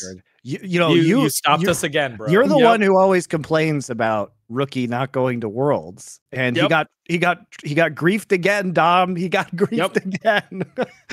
The situation didn't work. It failed at the last minute. I guess it doesn't matter. So now what we figured out during the split was that there was two opposing forces at work. The fact that Rookie always gets griefed before he gets to Worlds, so he can never go to Worlds, and Tien going to Worlds no matter what, and then just griefing at Worlds. So they're fighting against each other. And I thought that what would happen was Tien would be able to get Rookie to Worlds, and then maybe Rookie could get Tien out of like the Swiss stage at Worlds. Didn't end up happening. What we learned is that the biggest force in the LPL is Rookie getting griefed by his teammates and not being able to go to Worlds. That's just, it has to happen every single year. So, and it always happens the same way. There's always a close game 4 or game 5 situation where he's doing everything he can and one of his teammates is running it the fuck down. And this time it was Tien. Game 5, that starter pick. He played it like he made one good play and then he made only bad plays after that. Lost the whole team the game. Classic. That's so painful. How did the Shy make Worlds? Like, if you think about, I love how last week we were just like, "There's no way Weibo makes it through this bracket." I was hoping that they didn't. But then when I started looking at the bracket, like, I mean, then when we saw who actually they had to play against, it's like it's pretty easy. I mean, it's literally just can you beat top, because EDG was not the same level as the other teams. I mean, I thought at least with the Shy there might be like an Ale, pop off performance. I mean, he's been doing really well towards the end of the season. So I was hoping that, maybe the Shy would like run it down a little bit. He did, but yeah, it doesn't matter. It's just so criminal. Like when you think about the level that the Shy has played at, over the last 3 years since they split up, the Shy has been maybe like a C level player, a C+ level player. Where like Rookie has been A- consistently for years, and Rookie has not gone to Worlds, and the Shy has. That is just, it's so impossible. It makes no sense. I was really hoping with the EDG series that happened last night. I watched the games. This morning. I was really just like hoping, but I think unfortunately, right now it's fun that Uzi's back, but we've seen kind of Uzi's greatest hits of Lucian and Vayne throughout the later stages of the LPL. And like, while it's fun to see those for nostalgia reasons, you find out pretty quickly, like, why these aren't exactly meta picks at the moment. Even if you are getting some counter matchups, like we've seen with Vayne into the Kai'Sa, debate if that's a counter matchup, but players think it is. And always a spectacular Lucian player, but Lucian really is just, I think, very, very difficult to play right now. With the amount of CC that's getting thrown around, if you want to get a culling off, you kind of have to be in the front line. That's really hard to do if there is a Maokai or a Sejuani or a Rel or any of these like high engaged champions within the game right now. And Fofo he's just not good enough either. Like, yeah, he's not good enough. He's just not good enough. I felt kind of bad for JJ. Xiaohu, like, yeah. Xiaohu's different. I felt bad for JJ and Ale, who I think have been really pretty good. And JJ's a smart player. Like, I especially think JJ, one of his strengths is that he's really good at reading the enemy jungler and counter ganking, like basically waiting for a gank to come in and then turning the play. And I've always really liked that about him. In fact, some of the, JDG's losses from this year have been JJ just kind of like dunking on Kanavi at times. And it's unfortunate that he doesn't really have, a couple lanes that are as strong as his opponents in basically every single match that he's playing. Well, JJ ran into Weiwei, who was just an absolute stud in the first game, was throwing down the gauntlet on the Poppy, getting the ganks. It was fun to watch. Like that was a very fun jungle Poppy performance. And I feel like I get to say that a couple times about maybe Blabber and contracts every now and then, but he was everywhere, 5-0, leading the way for the squad, and allowing his team to just operate. I'm a huge Poppy fan. For pro players, like I am. I think Poppy is one of the. What? You like Peanut, so makes sense. That guy is like the Poppy guy. I have a love-hate relationship with Peanut, but in any case, I think like Poppy is just so good at the professional level, and if you want to know why, watch Game 4 of this series, where Weiwei is actually just completely taking JJ's Sejuani out of Baron fights so they can absolutely 100% secure it. 2 Barons in a row where he manages to ult the Sejuani out. It is just so powerful if you land the ultimate, because you don't need a lot of time to take Baron when you have a lot of the huge 80 carries or an Azir on your team right now. Like if you have Kai'Sa on a Baron and you can buy yourself an additional 5-7 seconds because a Poppy is ulting people out of the way, there's not really a way to flip it. And we know how powerful Baron is and how easily you can end the game with that buff right now. So it's just incredibly powerful. And I think Poppy's been really, really strong for a long time. She's also just incredibly good at ganking in the early game, right? So you can really do a lot to get some of your carries ahead. So I'm a huge Poppy believer, and you see why here. Like Weibo was able to come back in this game really because of the Poppy pick, and because it allowed them to, especially to get the first Baron uncontested as Weiwei took Mako and JJ out of the Baron fight. So, yep. Yeah, Weiwei had a really good series overall. He's kind of just insane. Like, I don't know. Weiwei was such an upgrade to this team. I think he was the main reason why this team got over the hump, because they look like they were pretty locked into being like a 6th place team with Karsa. And then as soon as they started playing Weiwei, everything changed. I mean, he's just way more active on the map. He has a really good champion pool. Like the fact that he's probably the best Lilia player in the LPL. The fact that he can bust that out into these tank matchups, I think that's really valuable. And he just executes in the clutch where you just don't see the same thing out of, Karsa. Karsa was a serial inter at this point in his career. So it's tough. It's tough. I will say though, again, Karsa going to his 7th Worlds as a substitute, but still going to his 7th Worlds. Hell no. No, you're not buying that one. Okay. We're not counting that shit. 1, 2, 3, 4, 5, 6, 7 for Xiaohu as well. So, pretty impressive. I'm not sad to not see EDG go to Worlds. I am sad that Top got eliminated by Weibo, because like Weibo is just that team. There's always that one Chinese team that just randomly gets wrecked in groups, or I guess in Swiss this time around. And the crazy thing about Weibo is like they absolutely could just completely crash and burn right at Worlds. They could also 100%. Potentially win World. I don't think they could. I think that there's a level between the top teams and sure and them. Like I think the top 3 are like I agree. Better. I agree. I've also seen Peak to Shy. So do I think we're going to get that? No, I think we're well past that era. We haven't seen that since literally 2019. I know. I said we're well past maybe that 2020 era. spring with like the 80 carry stuff. It's like Nogri though. You always want to believe that it can come back, but unfortunately, probably not going to. I am very happy that LNG made it. I was just shocked that LNG had to play a game the day after they played finals. Yeah, what the fuck is that? They were like, yep, back at the stadium trying to get revenge for yesterday. That's what they said on the cast. And I didn't put it together until I was like, you have to deal with like losing a high octane, high adrenaline series for the LPL finals into now playing for your like season lives. Yeah, I know you probably have like an extra game, but like that's crazy. I mean, I'm psyched because like LNG is my favorite LPL team. I absolutely love these guys. I love the fact that we're seeing Zika step up so much. I love the fact they got Gala in summer, and I especially love Tarzan and Scout. So I'm really excited that this team is going to go to Worlds. I love Tarzan. I love Tarzan's Maokai. That's what I love. Yep. We know what type of player Monty is. He's just like, my favorite champions are Maokai and Poppy, where everyone else is like, fuck those champions. I mean, this is classic, right? It's Monty wants to play macro game and not have mechanics. I just want to win through pure decision making, and Poppy and Maokai enable that.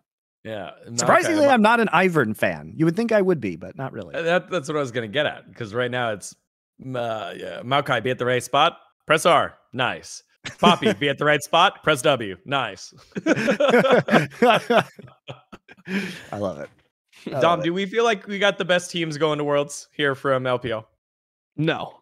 OMG didn't go. So Oh, clearly God. one of the teams Oh, my needs to get the fuck out. I actually, you know what, I would prefer to see OMG rather than Weibo or Top. Because they'd be more fun. They would be more For sure. fun. They have that flavor. It's such a flawed system that they don't make regional gauntlet over, teams EDG. that. Yeah, I mean, it's not even just EDG, because EDG actually did well in spring. It's more like that you just don't get any points for for spring split. Getting fourth gives you 30 points. It's so hard to make top 4. To make the double elimination portion, I feel like that's a big jump. Like, that should be where you make your points. But yeah, the fact that you only get 30 for that, and then if you get into the second round and you lose, you only get 10 for that. So if you go, I mean, the thing that I keep on saying, if you go 17th in spring and 6th in summer, you get more points than if you go 3rd in spring and 7th in summer. Doesn't make any sense. Yeah, that's pretty bad. Dom, I need you to use that what is Freeze what pipe? No, well, yeah. Well, no, not for this one actually. Okay. I need you to use your is it Weibo? The Weibo account that you have? What is your Chinese account that you have? Billy. Yeah, use your Billy account and start making the change. It's our friend from the West has spoken on our format, and he's shedding light onto a flaw that we have. We must correct it. Come on, Dom. Yep, please correct it. I'll do whatever. Yeah. Except and then next year OMG will have some other problem. They'll be the team that gets 17th in spring and then 6th, and it's like, no, fucking go back. It's literally like my fucking career all over again. It's like, oh, like there's no import rule. I lose to a fucking full LPL team in like for a fucking Worlds decider. Then the next year there's the import rule and we make top 3 and we would have went to Worlds, but it's like now there's a gauntlet, so then we have to play the fucking gauntlet. Like it's so fucked. It's absolutely crazy. I'm obviously, like, everybody's gonna be psyched to see JDG and BLG again at Worlds. Obviously, super deserving of those slots. JDG definitely going to be the favorite, barring some insane performance. Like, maybe there's a super dominant run in LCK playoffs that convinces us otherwise, but I think that's going to be really difficult to accomplish. And also, even if there was like a team that doesn't lose a game in the LCK playoffs, I still think JDG is probably the favorite. They look really good. They should be. Who knows? So, by the way, guys, once World starts, you can actually just bet on JDG outright to win the tournament over on Esports Bet. That's a good way to get some of that. And you can even play for free, guys, with Esports Coin, which you can get. There's a limited time offer going on right now, by the way. It's a great time to get involved. You can play for free and transfer your Esports Coin into USDT if you want, for example, if you win enough of it. And all you have to do is join their Discord, follow them on Twitter, follow them on Instagram. That'll get you 20,000 Esports Coin in total. And you can play along.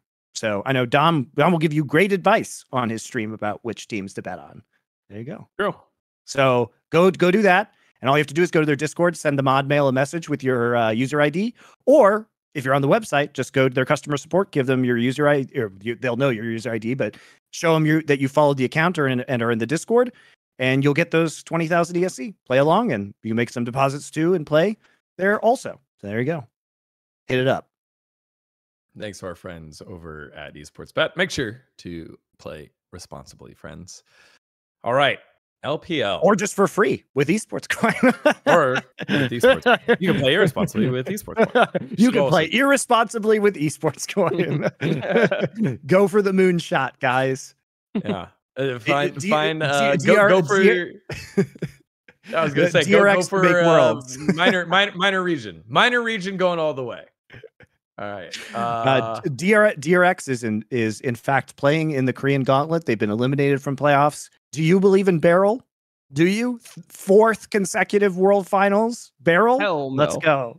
Are you kidding me? And fucking Beryl? Like, did you watch this Hanwha Life series? Hell no. Dom, I think we should make a bet if Beryl makes World Finals again. What are we gonna do? Nothing. Nothing. I mean, it's not going to happen. It's just a waste of time even talking about.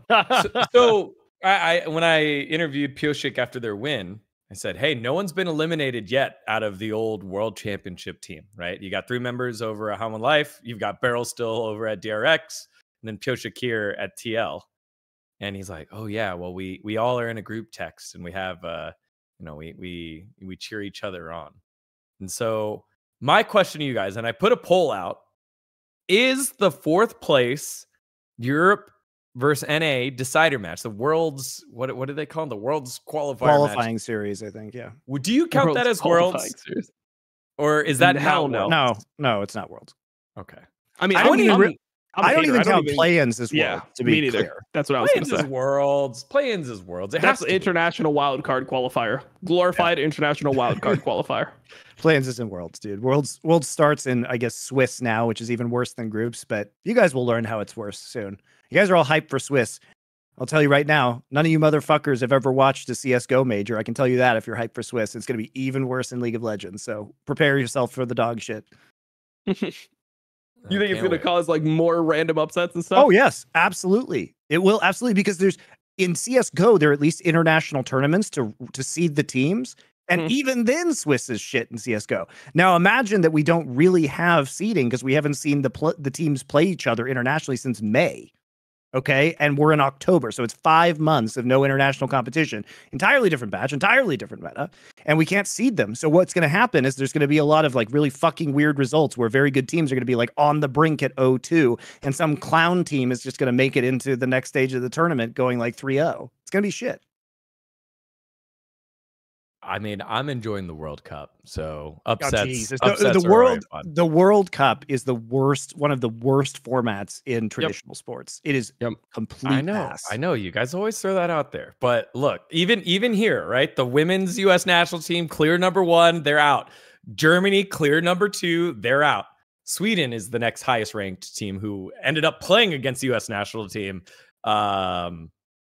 1 versus 3 as a round of 16 matchup. It was very hype. There was like high stakes early on, and now you're getting to see how small it is. If they play the same matches over and over again, sure, the better teams would win. But like that's isn't that part of that's part of it? That's part of it. Imagine having 350 million people in your country and losing to a country of like 9 million people.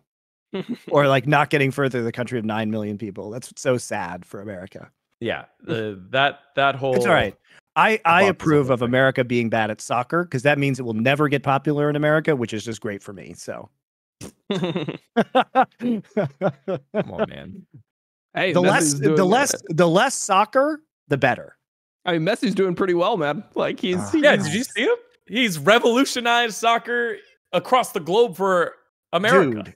Dude, that is literally the equivalent of like Viper going to LLA. Okay, like come on. Yeah, he's fucking smurfing it. It's fucking Messi and a bunch of bums, man. It's so sad. He brought a couple of friends. He has Jordi Alba and Sergio Busquets. So it's more like getting half of Griffin together, or like getting Faker and pick 2 of his favorite teammates across his career. Who would that be? I say we just send Ruler to CBLOL next split. Okay. Oh, yeah. We'll see what happens. I mean, he probably will get better teammates over there based off what I'm seeing. Maybe that's the way. All right. Last up on today's episode, it's our certified banger. We'll go deep dive into the LPL finals. JDG taking home the victory, but it was a hell of a series. Let's get to it. Dom, lead the way for us here. Yeah, so our certified banger is what you'd expect. It's the LPL finals. It went all 5 games, and yeah, I mean, it was just a competitive series. The first one that they played was also a 5-game series, which is now something that's happened in 2 summers in a row where there's been a 5-game series that's went the distance between 2 teams. They meet earlier in the bracket, and then in finals they play another 5-game series. And it was so interesting to see like the iterations of the draft and how much they adapted coming into finals. Like I thought that with, a 3-day period to prepare, there would be limitations to how much they could alter the pick and ban phase. But it wasn't until like game 5 that they ended up pulling out the draft that I like theorized. Yeah, your preview is really good. Your preview video is really good, by the way. Thank you. Watching. Thank you.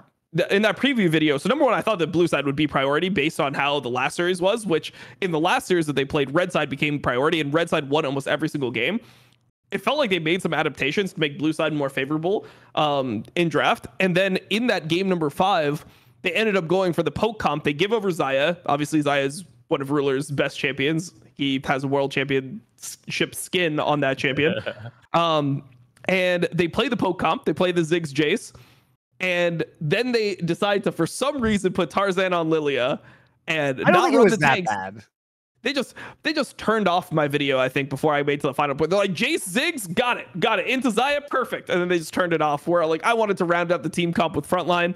And it was just a hard game for Lilia to play. I mean, Tarzan was getting invaded all over the place.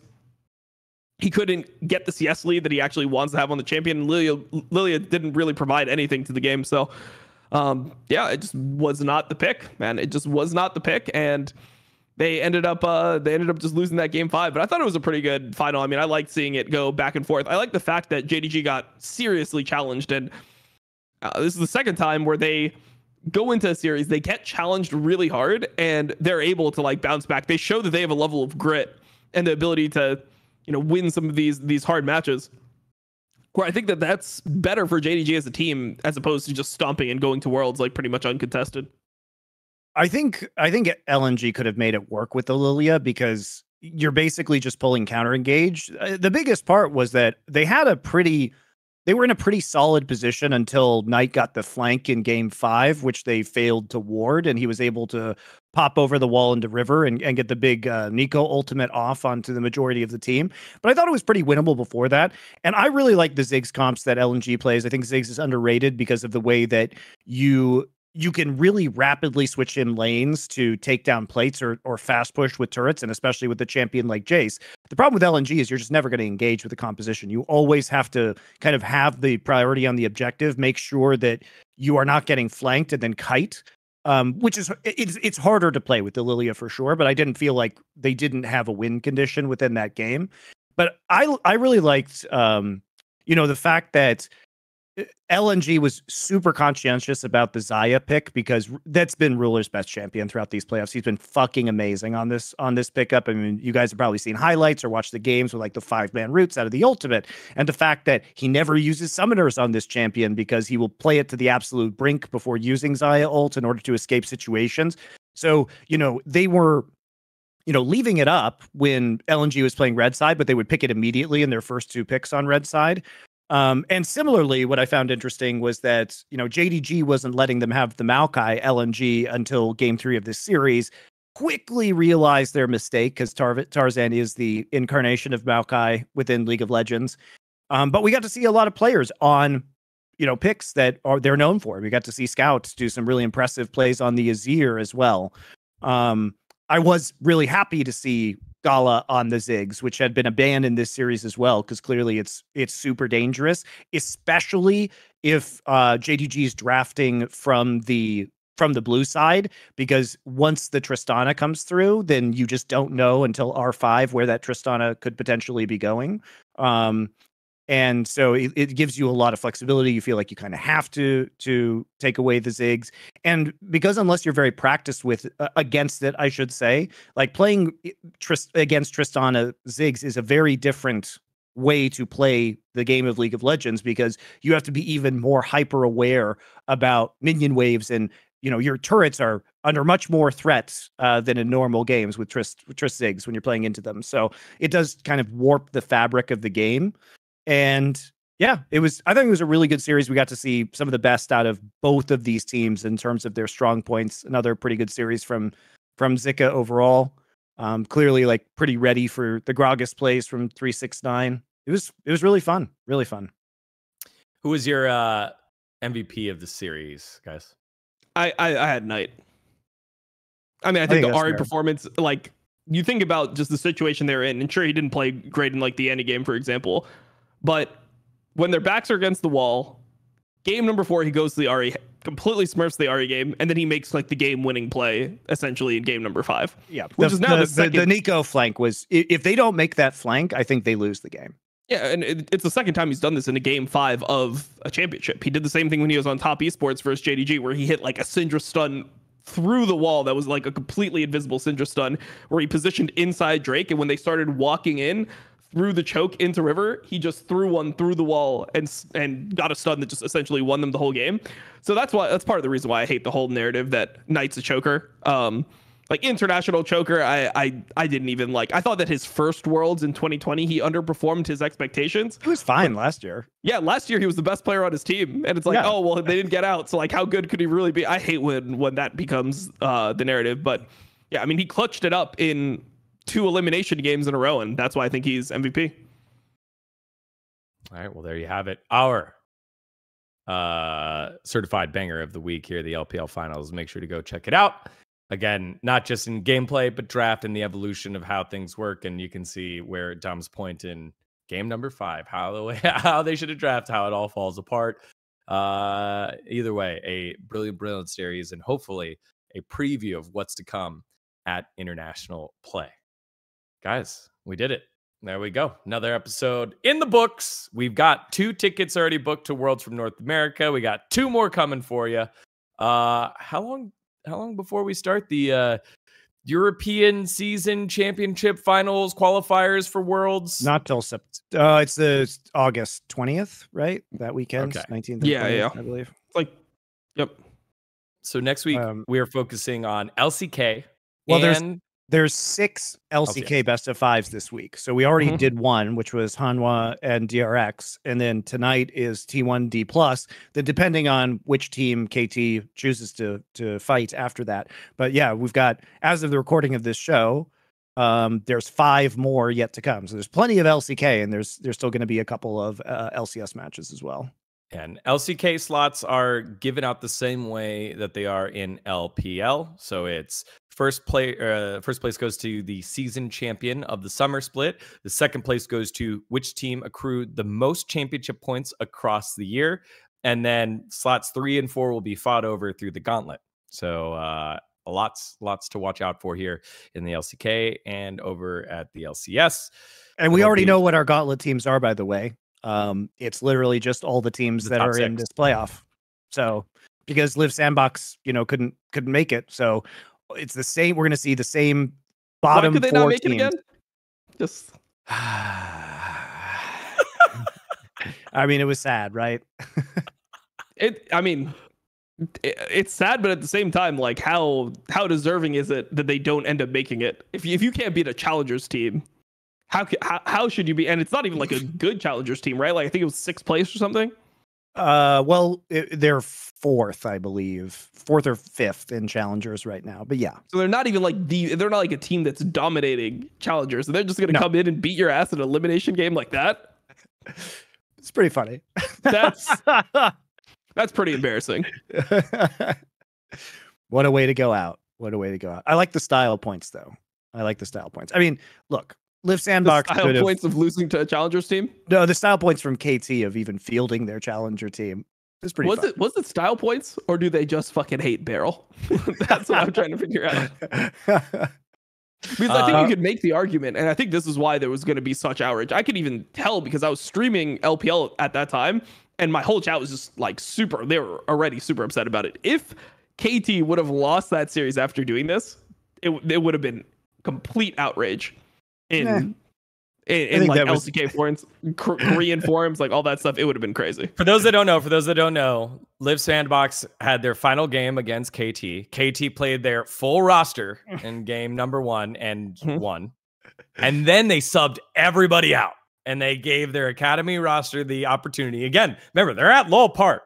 So like, what a cool opportunity for these players to go get to play in a final game. Look, who knows if they would have gotten subbed out either? Maybe it was just you get one game and they end up beating Live Sandbox starting roster and knock Live Sandbox out of like the year, basically. Here's what I said on the Monty and Wolf show. All of KT's players, except for BDD, are going to be free agents at the end of this year. You have an opportunity with basically no risk to see what happens when you put your challenger players, who are all contracted for next year, on stage and test how they react and see if there are any nerves or they play differently at Lowell Park. It's a good experiment to run because probably KT is not going to have the same roster next year. Yeah. I mean, Sell it's a good high. experiment Got a to- bunch to- of all to one- pros. I mean, like the thing is, yeah, from a selfish perspective, yeah, it makes sense for KT. It's just that when people talk about like the spirit of competition, which I've never actually fucked with this argument, I just know that fans get pissed when stuff like this happens because we had the same situation happen in LCS where 100 Thieves was able to change their like seeding by fielding their full academy roster, and they ended up losing, and it screwed one of the other teams over. Well, don't make bad formats. And also, if you're in this situation, maybe Live Sandbox should have won, I don't know, one of the other matches that they lost throughout this whole season. It's not like they didn't have a lot of opportunities. It's KT's prerogative to not show their main roster and not show stats after, or strats after they've lost first seed. And it's their prerogative to be able to test their challenger players on a main stage when they only have one contracted player so far for next year. So I think it's totally fine. KT earned the position. Fuck you, Live Sandbox. Win one of your other games. You had an entire split to do it. Get wrecked. You put me on that side of the argument, Monty. I was very much in the outrage. Like that feels very not spirit of the game. But I'm now over on the dark side where just fucking win. Don't put yourself in that position. You literally had 18 best of threes to not be here, guys. Get fucked. Yep. All right. Gilius agrees with me. There it is. Thanks, Gilius. All right, y'all. Heck of an episode. Dom, you're co-streaming everything, yeah? Not LCK. I'll be VOD reviewing LCK, but I'll be co-streaming. Is this are we slowing down? Is this the break before the World Storm? Is that what this is? Yeah, I mean, we have we have 2 more weeks of LCS, and then we have 4 weeks of LEC being 2 days a week. Yeah, pretty easy. Yeah, and then I'll be live viewing the regional gauntlet, so I'll be doing that, and yeah, and then I'm done. All right, maybe time to teach you some golf. I'll come swing by. We can hit the links and get some swings in there to get you ready for the next phase of your life. Perfect. You want to come play some golf, Digon? I've got a course. I know. Monty, what is your week filled with? More League of Legends shows and packing my house because I'm leaving Los Angeles. So that's right. There you go. You don't respond to my party invites. Monty, you just sent it. You just sent it yesterday. You didn't even text me back, man. I'm just gonna call you out right now. You just sent it yesterday. I promise. You didn't even say thanks for the invite, Monty. Well, okay, Monty, you threw the way you texted it made it sound like a pity invite. He was like, "You could come if you want," and I was like, "Why would I not?" I want you to come. I want you to come. What is that type of invite? You could come if you want. If you'd like to come to our goodbye party, you're more than welcome. I was like, I'm sorry I insulted you with my phrasing. Digon, I would personally be honored if you came to my goodbye party at my house. That's right. I will forego Valorant World Championship Finals to go to the. Oh, you can just come afterwards. I will be at your party. Oh, okay. I approve of that. Weeb Counter-Strike ain't nothing compared to a Monty party. What is a Monty party like? Monty parties are fun because they seem like, all right, we're just amongst intellectuals and we're just hanging out, and all of a sudden it evolves or devolves. Like it happens really quickly, and it's very fun. As alcohol comes into play, then it just becomes a shit show. It just evolves and devolves. Like fuck Riot Games. Anyone else hate Riot? Like, it's just like, is that accurate or like? Yeah, you'd fit right in. Oh, perfect. Right in. Yeah. Okay. Yeah. I also make all the food, so that's usually the food's usually good. Great cook. I make you all the brisket. Oh, perfect. Man. Monty's Meats. That's going to be a thing that we push, sell, segment, something like that. Monty's Meats. Very good. Very good. All right, everyone. Well, thank you so much for watching. Again, thanks for all the comments about the cups this year. I'll take a look at what you guys put down for next week as we head on to the final stretch of the LoL Esports season. Thank you so much, and we'll see you guys next week.